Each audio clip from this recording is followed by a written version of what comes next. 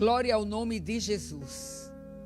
Chegamos agora para uma reflexão no dia de hoje, 30 de abril de 2020, com um tema bem precioso. Por isso que eu disse a vocês que o Espírito Santo tinha nos ministrado um tema muito lindo, a graça que basta. Olha que preciosidade para o tempo de hoje. O nosso texto bíblico está em 2 de Coríntios, capítulo 12, e o versículo de número 9. Prepare o seu coração. 2 de Coríntios, capítulo 12, e o versículo 9. Então ele me disse: a minha graça te basta, porque o meu poder se aperfeiçoa na fraqueza. Nossa oração nesse dia é que o Espírito Santo leve a palavra ao seu coração da maneira que você está precisando ser ministrado nessa manhã. Nosso tema para hoje é a graça que basta. Então deve ter uma graça que não basta, né? Mas glória a Jesus que a nossa graça é a graça que basta. E nós estamos trabalhando sempre ultimamente com temas direcionados para a mulher. Porque a Semana da Mulher se aproxima. Mas esse dia eu estava na cozinha ontem, meu Deus, o que eu vou ministrar? E o Espírito Santo falou forte ao meu coração: a minha graça te basta. Então eu fui para a Bíblia e aí descobrimos que a graça de Cristo Jesus nas nossas vidas faz a grande diferença. Mas eu quero ir com você o seguinte: mas qual o significado da palavra graça? Já parou para pensar nisso? Já foi buscar o significado? Ou você só escuta os pregadores dizer graça é um favor imerecido? Aí vem o outro pregador e diz graça não é favor imerecido, graça é um dom de Deus. Aí você fica para um lado e para o outro. Mas vamos hoje aqui, o que é graça? A palavra graça significa dádiva, oferta, prenda de valor. Aquilo que se realiza ou se recebe gratuitamente, sem custos associados, e que não precisa de motivação ou propósito para você fazer. Olha que coisa preciosa. A graça tem esse significado. Então você volte a estudar o sentido, o significado da graça.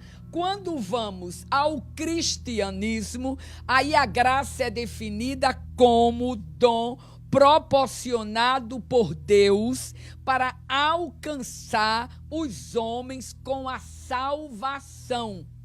Então é exatamente o que Paulo escreve aos Efésios, que a graça é um dom de Deus.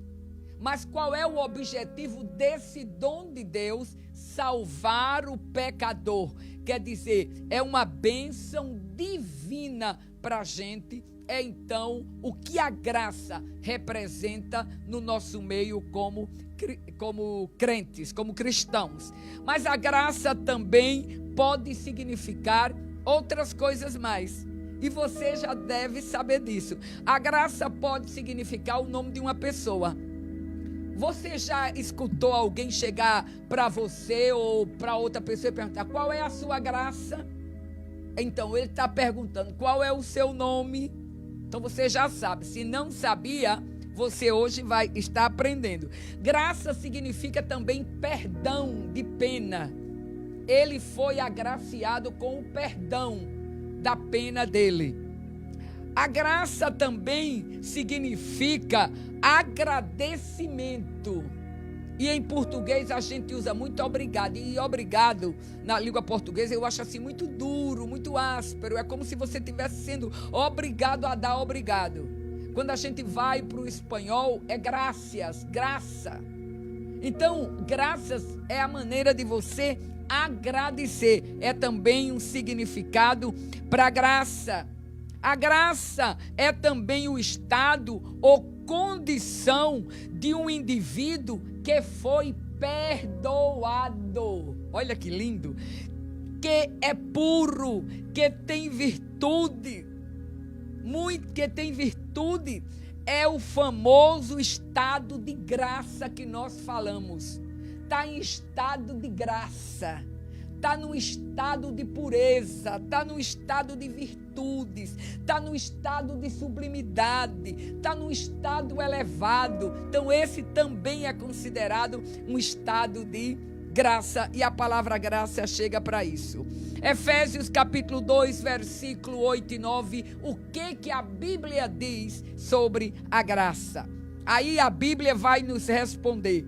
O apóstolo Paulo, na carta de Efésios, ele diz: pela graça sois salvos, mediante a fé. Isto não vem de vós, é dom de Deus, não de obras, para que ninguém se glorie. Então a graça é um dom de Deus. A graça significa o perdão que você vai receber através do amor que Cristo lhe amou incondicionalmente, que Deus nos amou e mandou o dom da graça, que é Cristo Jesus. Olha, é muito importante, a fé por si só não é uma ação que leva à salvação, mas é uma primeira resposta de confiança estimulada pelo Espírito Santo que nos conduz à salvação. O objetivo de Deus ao tornar a salvação um presente da graça foi eliminar qualquer possibilidade que a gente pudesse ter ou vir a nos vangloriar no nosso próprio esforço, acreditando que pelos nossos méritos nós tínhamos então conseguido a salvação e o perdão dos nossos pecados. Então é por isso que é pela graça sois salvos, mediante a fé em Cristo Jesus, e isto não vem de vós, é dom de Deus, não vem de obras, para que ninguém se glorie. O apóstolo Paulo conhecia e vivia os efeitos da graça, desde a sua conversão no caminho de Damasco. E agora, nesse momento, capítulo 12 de 2 de Coríntios, ele é confrontado com a eficácia da graça. Ele tinha acabado de viver momentos de elevadas revelações com o Senhor. Olha, irmãos, nós estamos nesse presente momento sendo confrontados com a eficácia da graça de Deus nas nossas vidas. O problema que você está vivendo, a necessidade, a dificuldade, o medo, a solidão, está lhe levando a confrontar: vivo pela graça, vivo na graça, sou dependente da graça, ou vivo pela fé no que vejo, pela vista? Então era isso, esse foi o momento do grande choque de Paulo. E aí ele diz, olha, então ele começa a descrever a revelação que ele teve no começo do capítulo, no primeiro capítulo no primeiro versículo do capítulo 12, ele começa dizendo, olha, conheço um homem que em Cristo, que há 14 anos ele foi arrebatado ao terceiro céu, se em corpo ou fora do corpo, eu não sei, Deus o sabe. Quer dizer, uma revelação do céu aberto para ele. Ele ultrapassou esse céu que a gente conhece, que a gente chama de céu. Ele ultrapassou, foi ao terceiro, aonde os comentaristas dizem que está localizado o paraíso. Eu não sei aonde foi, se era o paraíso ou se foi já mais para dentro. O certo é que ele diz, se em corpo ou fora do corpo. O que eu sei é ele dizendo a respeito dele, é que o tal homem foi arrebatado ao paraíso e ouviu palavras inefáveis, quer dizer, indescritíveis, inarráveis, palavras maravilhosas, a qual não é lícito ao homem revelar ou referir-se. De tal modo eu fiquei que eu não sei se eu fui realmente transportado do meu corpo ou se foi somente em uma êxtase. Mas de tal modo me gloriei, não porém de mim mesmo, salvo nas minhas fraquezas, pois se eu vier a gloriar-me, não serei nécio, porque direi a verdade. Ele estava dizendo, olha, se eu me gloriar, eu não vou ser nécio, porque eu fui, eu vi, eu estive, eu escutei. Aleluia. Mas aí ele termina dizendo, mas me abstenho de quê? Abstenho de gloriar-me, para que ninguém se preocupe comigo mais do que em mim vê ou escuta. Quer dizer, é exatamente o contrário do que a gente faz. Tem gente que quer que os outros vejam que ele é super espiritual, que ele é o cara, que ele é o maior pregador, que ele é o pregador 5 estrelas. Aí Paulo estava dizendo, longe de mim, Deus me livre de dizer tal coisas, para que as pessoas não pensem de mim mais do que eu sou, do que vem em mim ou do que me escutam. Olha o que vem. A parte seguinte do texto, que é o versículo já de número 7. E para que não me ensoberbecesse com a grandeza das revelações, me foi posto um espinho na carne para que eu não me exaltasse. Respire. Respire. Tem que ter um espinho na carne, porque se não tiver, a gente fica muito inchado, a gente fica muito dono da verdade. Até Paulo, meu Deus, ele estava dizendo para que eu não me soberbecesse pela grande revelação que eu tive, me foi posto um espinho na carne para que eu não me exaltasse. Foi posto por Satanás, a Bíblia diz, mas permitido por Deus.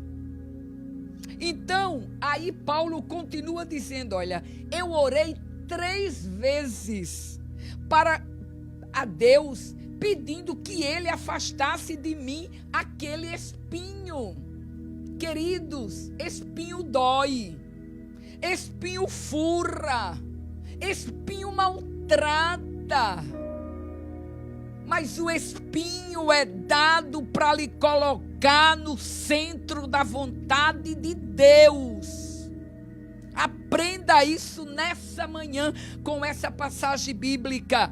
Ele diz, mas me foi dado um espinho para que eu não me engrandecesse com as revelações que eu tinha tido.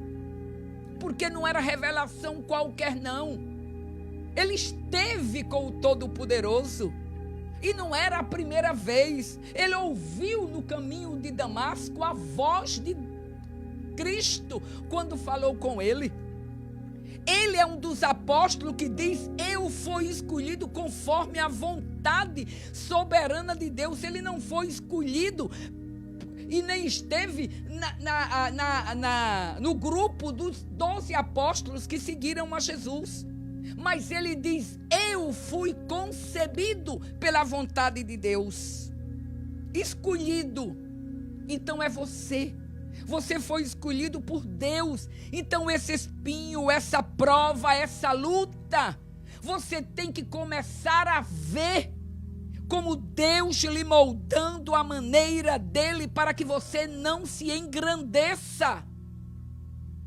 Aí ele diz, e Deus respondeu a minha oração. É que Deus responde a oração. e não respondeu conforme Paulo queria. Ele queria ficar livre do espinho. Aí muitas linhas de comentário. Aí uns diz que ele tinha problema nos olhos, outros diz que ele tinha enxaqueca, outros diz que ele sentia muitas dores no corpo, e é tantas coisas, mas o certo é que ele chama isso de espinho na carne, chama isso de aguilhão que machuca. Não era um sofrimento suave, não, era algo que estava machucando a ele. Então ele ora a Deus, e Deus responde, mas não como ele queria, mas lhe deu força para suportar o espinho. E a resposta de Deus a ele foi: através de Cristo Jesus, a minha graça te basta. A suficiência da graça de Deus era o que Paulo precisava. Unicamente a graça. E você? O que você precisa nessa manhã? Que Deus tire marido, que Deus tire mulher, que Deus tire filho, que Deus tire líder, que Deus tire pastor, que Deus tire chefe. O que você precisa? Diga como Paulo nessa manhã. Escute a voz do Espírito, como Paulo escutou naquele dia a voz do Senhor. A minha graça te basta. A Paulo foi dada a promessa e a realidade de que a graça é suficiente. A graça é suficiente para o seu cansaço físico. A graça lhe capacita para seguir adiante, mesmo com as debilidades do corpo físico. Ele diz, portanto, filho meu, ele escreve a Timóteo, fortifica-te na graça que há em Cristo Jesus. Lembram das promessas de Balaão, da palavra profética que Balaão deu ao povo judeu, ao povo hebreu, quando estavam acampados lá nas campinas de Moabe, em rumo à terra prometida? Balaão levantou-se e quando abriu a boca, entre tantas promessas, Balaão olhou para o povo e disse, eles têm a força de um búfalo. A graça do Senhor lhe basta. Nessa manhã seja renovado com a força do búfalo, e esse cansaço vai sair de você e você vai prosseguir, porque a graça é suficiente. A graça é suficiente para a dor física. Paulo conhecia o sofrimento em prisões, em açoites, em perigos de morte, em apedrejamentos, em naufrágios, em perigos de salteadores, em perigos entre os patrícios, em perigo entre os irmãos. A igreja que mais ele sofreu foi a igreja de Coríntios, em perigos na cidade, em perigos no deserto. Ele conhecia a dor física, mas ele sabia que a graça de Deus era suficiente para ele suportar essa dor. Você já visitou algum crente no hospital, de paciente terminal, e você foi lá e o encontrou, e você foi, como eu vou falar? O que eu vou dizer a ele? E quando você chega lá, encontra aquele crente tão cheio da graça, tão fortalecido, que você fica com vergonha de você mesmo, porque você é que saiu fortalecido, porque a graça é suficiente para suportar a oposição. A graça é suficiente para suportar a calúnia. A graça é suficiente para suportar as calúnias, amados. Paulo viveu na pele com os coríntios. Paulo foi rejeitado. e via que outros falsos apóstolos, impostores, eram mais aceitos, eram mais respeitados. Mas a graça de Deus derramada na vida de Paulo lhe foi suficiente para ele suportar as calúnias e não se vender, e não tirar a mirada de Cristo, e não desistir, e chegar ao final da carreira e dizer: combati o bom combate, acabei a carreira e guardei a fé. Concluímos dizendo: o apóstolo ora para ser curado 3 vezes. Deus lhe responde: a minha graça te basta, porque o meu poder se aperfeiçoa na fraqueza. A glória do Evangelho consiste em que nas nossas debilidades podemos encontrar esta graça maravilhosa, profunda graça, bendita graça.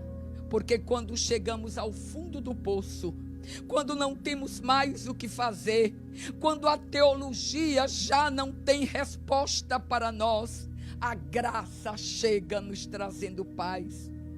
Não sei o que a sua religião lhe disse, não sei o que os seus líderes lhe falaram, mas eu sei o que a Bíblia está lhe dizendo nesta manhã.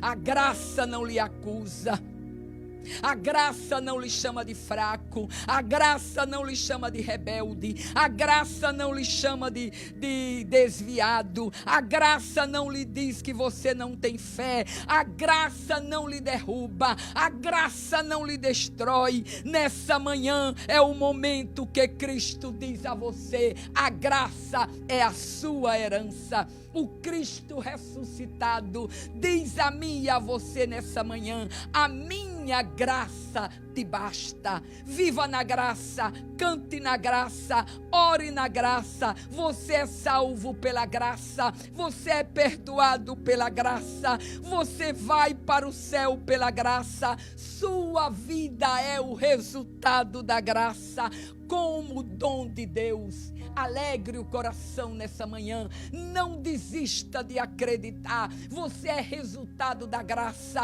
Quando você botar as mãos na cabeça, quando fracassar, quando cometer um erro, vá aos pés do dono da graça e ele vai soprar a graça perdoadora, a graça misericordiosa, a graça pacificadora, a graça perdoadora. É pela graça que nós chegamos até aqui. É pela graça que nós oramos essa manhã. Pai, no nome de Jesus, nós te agradecemos pela graça. Que cada irmão, escutando a palavra nessa manhã, saiba que a graça tem resposta para o sofrimento, a graça tem paz para a dor, a graça tem paz para as calúnias, a graça tem paz para o desprezo. A tua graça me basta, porque o poder de Deus se aperfeiçoa nas nossas debilidades. Os abençoamos no nome de Jesus. Amém e amém.